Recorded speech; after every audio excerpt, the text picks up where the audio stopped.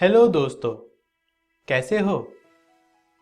पिछली वीडियो में हमने आपकी क्लास 10th का इंग्लिश का 3rd चैप्टर शुरू कर दिया था, जिसका नाम है टू स्टोरीज अबाउट फ्लाइंग, जो आपकी इंग्लिश की ही बुक फर्स्ट फ्लाइट का है। दोस्तों, मैंने आपको बताया ही था कि इस चैप्टर में उड़ने से रिलेटेड दो स्टोरीज यानी दो कहानियां हैं, जिसमें से एक कहानी हमने पिछली वीडियो में पढ़ ली थी। तो क्या आप सबको याद है कि हमने पिछली वीडियो में पिछली कहानी में क्या क्या पढ़ लिया था?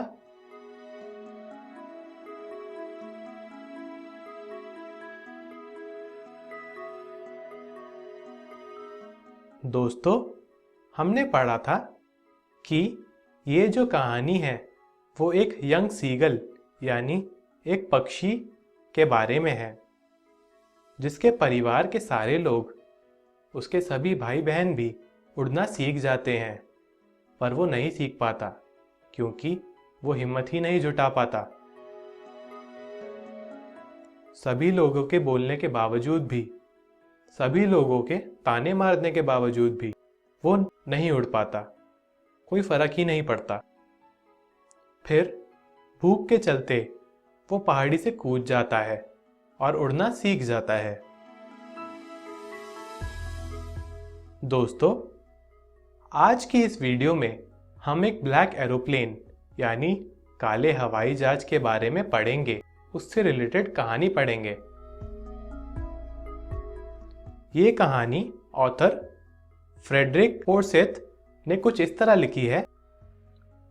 चांद बाहर आ रहा था, ईस्ट यानी उत्तर की दिशा से।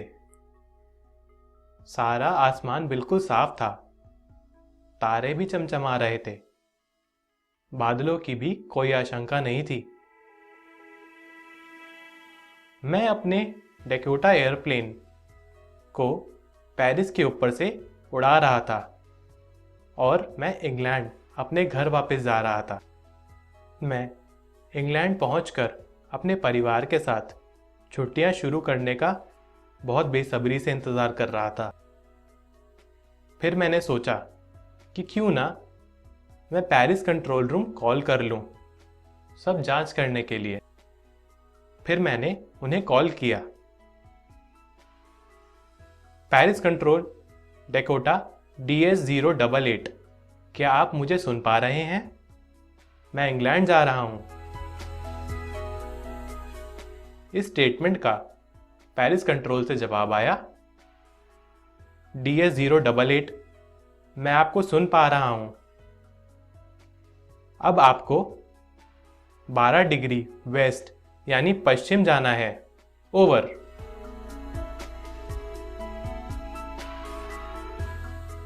मैंने मैप निकाला और फ्यूल टैंक चेंज कर दिया, दूसरा फ्यूल टैंक लगा दिया, जो मेरे पास अब आखिरी टैंक था। फिर मेरे दिमाग में ख्याल आया कि अगर सब स्थिति सही रही और मैं इसी तरह से चलता रहा तो मैं कल ब्रेकफास्ट यानी नाश्ते के समय तक घर पहुंच जाऊंगा। फिर मुझे कुछ दूर तक काले बादल दिखे, जिनमें बिजली चमक रही थी। मैं पेरिस से 150 किलोमीटर आगे आ चुका था। मैं उन बादलों के ऊपर नहीं उड़ सकता था क्योंकि मेरा फ्यूल लेवल बहुत ही कम था। फिर मैंने सोचा कि क्या पेरिस वापस जाया जाए, पर मेरा मन घर जाने का था। मैंने सोचा कि मैं ये रिस्क ज़रूर लूँगा, मैं अपने घर इंग्लैंड ही जाऊँगा। फिर मैंने जब डायरेक्शंस देखने के लिए कंपास निकाला तो वो पूरी तरह घूमे जा रहा था, वो ख़राब हो चुका था। तब मैं बहुत ही परेशान हो गया, बहुत घबरा गया था। मैंने पेरिस कंट्रोल रूम भी कॉल किया, उनसे कांटेक्ट करने की पूरी कोशिश की। मैंने कहा, Paris control, can you hear me? क्या आप मुझे सुन पा रहे हैं? इस बात का उनकी तरफ से कोई जवाब नहीं आया। फिर तो मैं समझ चुका था कि ये रेडियो भी बिल्कुल ख़राब हो चुका है। लेकिन मुझे अचानक से एक ब्लैक एरोप्लेन यानी एक काला हवाई जहाज दिखा। उस हवाई जहाज की विंग्स पर कोई भी लाइट्स नहीं थी। मुझे उस प्लेन का पायलट दिख रहा था। उसने मुझे फॉलो करने के लिए कहा, मतलब उसने मुझे बोला कि मैं उसका पीछा करूं।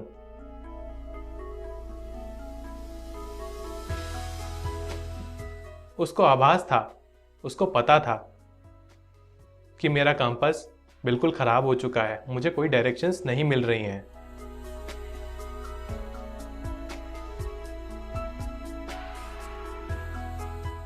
उसने जस्ट मेरे आगे अपना प्लेन रखा और नॉर्थ की तरफ मोड़ लिया और मैं उसे फॉलो करता रहा।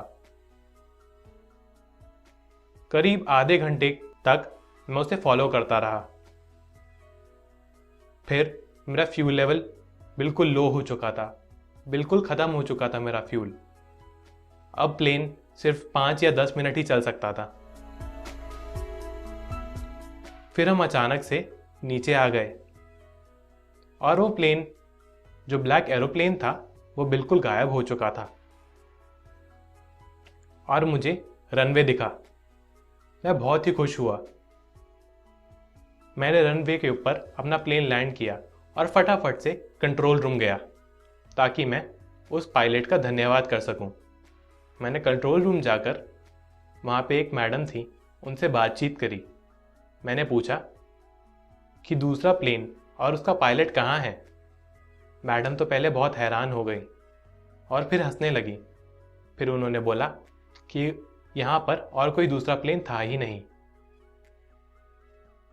ना रेडार पे कोई दूसरा प्लेन था। आपको ज़रूर कोई गलतफहमी हो रही है।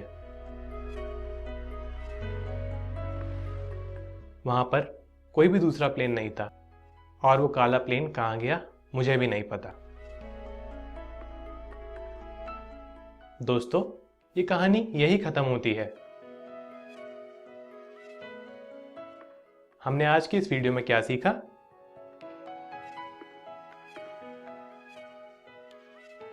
हमने ब्लैक एरोप्लेन की कहानी पढ़ी। दोस्तों, आप सब भी अपने घर जाकर अपनी बुक फर्स्ट फ्लाइट से तीसरा चैप्टर 2 स्टोरीज अबाउट फ्लाइंग ज़रूर पढ़ें ताकि आपको सब अच्छे से समझ आ जाए। अगली वीडियो में हम इस चैप्टर से रिलेटेड, दोनों कहानियों से रिलेटेड कुछ इंपॉर्टेंट क्वेश्चंस पढ़ेंगे, कुछ इंपॉर्टेंट क्वेश्चंस करेंगे। Thank you.